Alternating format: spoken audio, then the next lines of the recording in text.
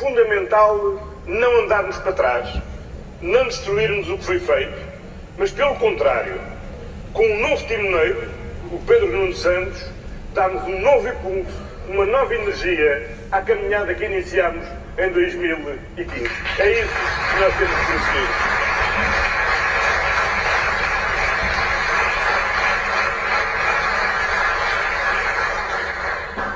E não é tempo de voltar atrás, nem é tempo de parar aquilo que estamos a fazer e aquilo que está a acontecer.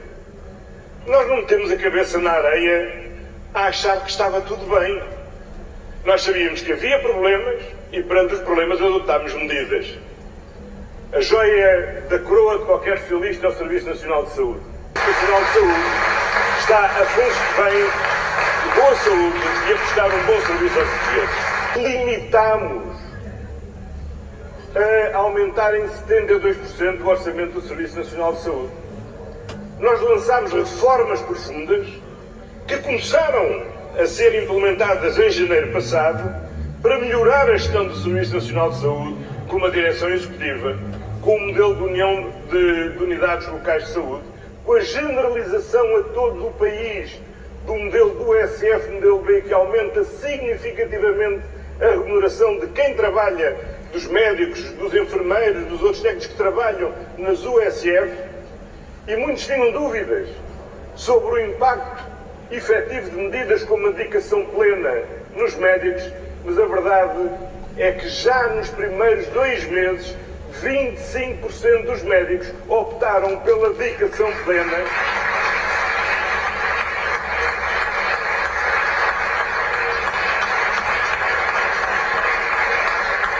E por isso, quem quer mesmo salvar o nosso Serviço Nacional de Saúde deve votar no Partido Socialista, porque é a garantia não só de que não voltamos para trás, mas que não paramos nas reformas que temos em curso para melhorar o Serviço Nacional de Saúde.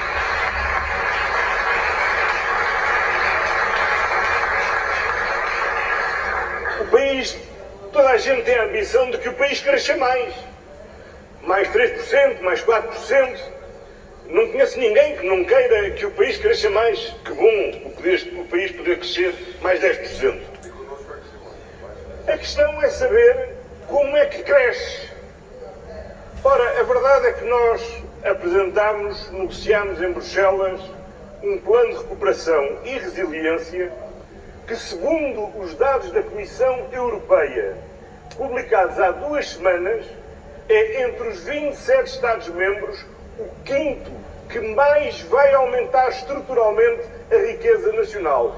Num cenário pessimista, mais 2%, num cenário otimista, mais 3,5%, e isto significa, não estou a falar daquilo que é o crescimento interanual, não estou a falar dos 2,3% que crescemos o ano passado, estou a dizer o crescimento estrutural do Produto Interno Bruto no final de 2026, uma vez executado todo o PRR, vai fazer crescer a nossa economia entre 2% e 3,5%. Ora, a pergunta que eu faço é o seguinte: então e vamos entregar agora a execução do PRR a quem desde a primeira hora começou por não acreditar que o PRR fosse possível? Que não mexeu uma palha para defender em Bruxelas a emissão comum de dívida que permitiu financiar o PRR, que levou 2 anos a dizer mal do PRR, e agora são eles que vão conseguir executar o PRR, ou são eles que, se chegassem ao governo, iam embrulhar a execução do PRR?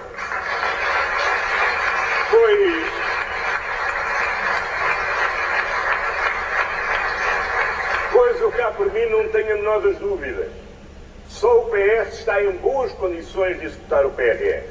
E só alguém como o Pedro Nuno Santos, que inscreveu no PRR muitas obras para construir, que projetou e trabalhou para que muitas obras fossem realizadas, que sabe que tem lá 32 mil casas, que ele pensou, planeou e decidiu construir, acho que era seguramente ele a executar melhor o PRR do que qualquer outro.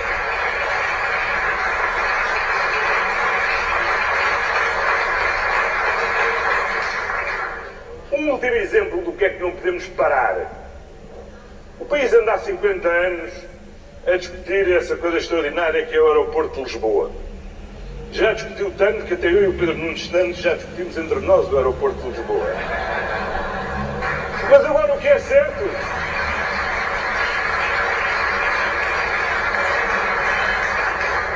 Agora o que é certo é que nós tínhamos acordado, primeiro acordámos em aceitar a solução que o governo Passos Coelho tinha adotado.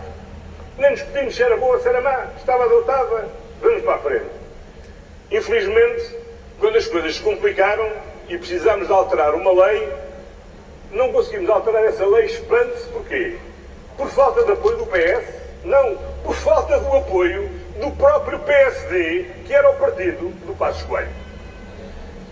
Finalmente fizemos um acordo com o PSD para criar uma comissão técnica independente. Tão independente que nem o Governo, nem a oposição escolheram a Presidente ou qualquer um dos membros da Comissão Técnica Independente. A professora Rosário Partidário foi escolhida em conjunto pelo Presidente do Conselho de Reitores, pelo Presidente do Conselho Nacional de Ambiente e Alterações Climáticas e pelo Presidente do Conselho Nacional de Obras Públicas. Foram 3 professores catedráticos, figuras o mais respeitado e independente na nossa sociedade, que escolheram a Presidente. E a Presidente definiu quais eram os saberes que eram necessários para que a decisão fosse devidamente fundamentada, e foi o Conselho de Reitores que escolheu cada um, o economista, o engenheiro, o jurista, cada uma das especialidades. E houve um acordo entre nós e o PSD, é que respeitaríamos aquilo que fosse o parecer da Comissão Técnica Independente. O parecer final, depois de muito debate, vai ser entregue na próxima segunda-feira. A partir de terça-feira, um futuro governo que não esteja em gestão pode chegar e no dia tomar a decisão. Mas o PSD já foi avisando que afinal não está aqui para respeitar o parecer técnico da Comissão Técnica Independente. Vai nomear agora um grupo de trabalho para refletir sobre aquilo que já refletiu, debateu e propôs a Comissão Técnica Independente.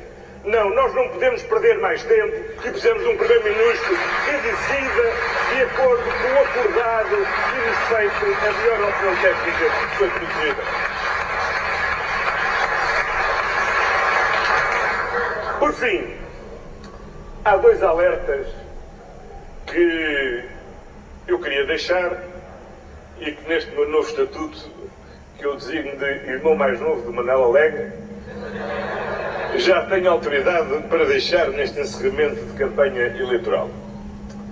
O primeiro alerta é o seguinte: nós temos passado o tempo a ouvir a direita dizer que quer melhores salários, melhores salários, melhores salários, melhores salários. Bom, eu nem vou discutir.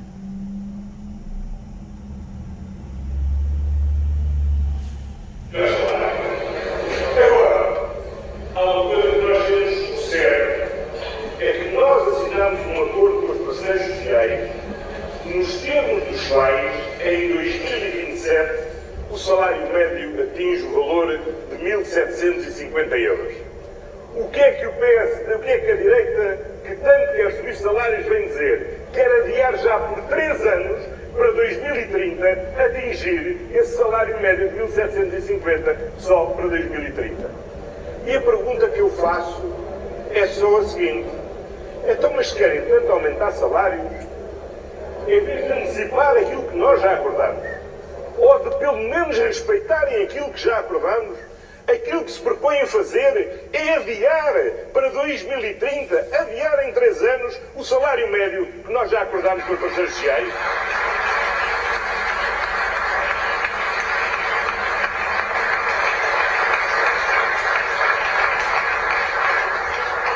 E já agora, como é que vai ser esse adiamento? Vão ser aumentos menores do que aqueles que estão a ser acordados?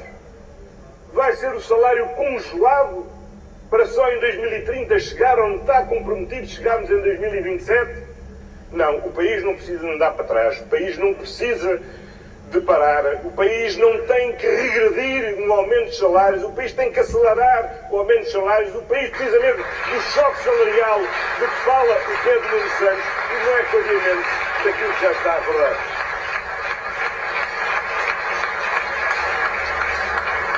Bom, o último alerta.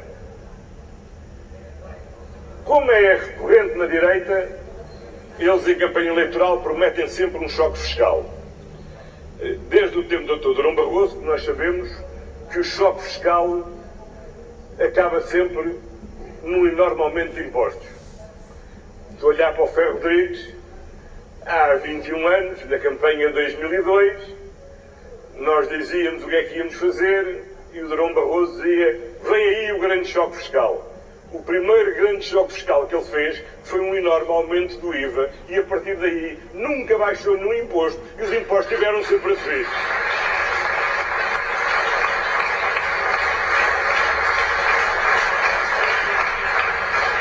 Pronto.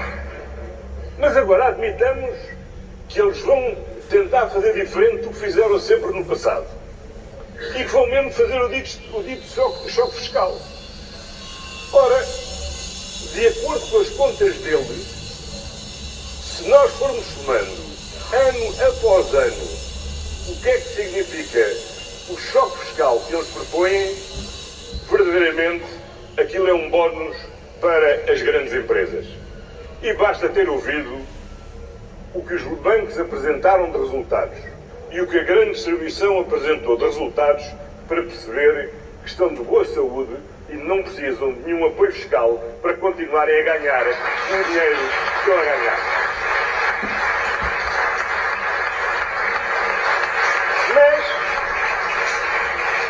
Mas a verdade é que esse choque fiscal, não tendo utilidade efetiva para 99% das empresas, tem um enorme prejuízo para o conjunto dos cidadãos.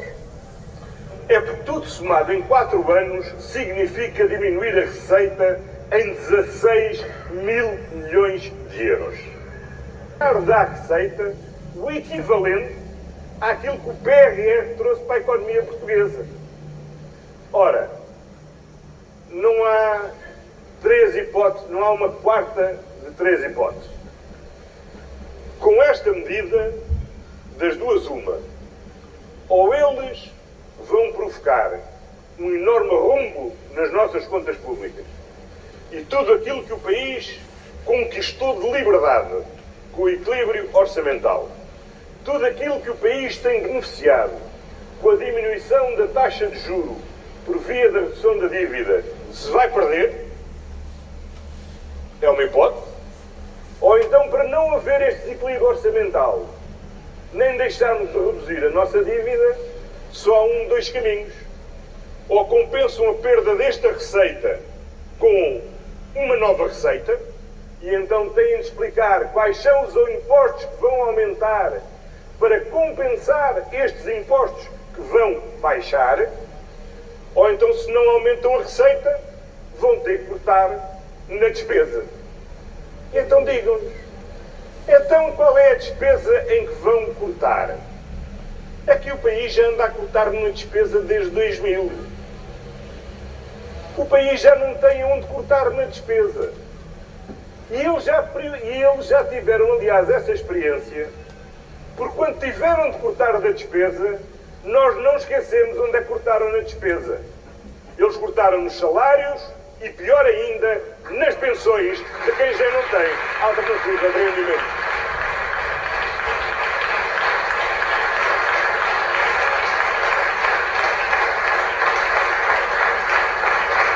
Portanto, sejamos muito claros, este choque fiscal, das duas uma, ou é uma mentira, ou é um rombo nas contas públicas, ou está escondido com outro aumento de impostos para compensar esta redução de impostos, ou então é um pré-anúncio de novo corte na despesa, e corte na despesa com a direita significa cortar salários e cortar pensões.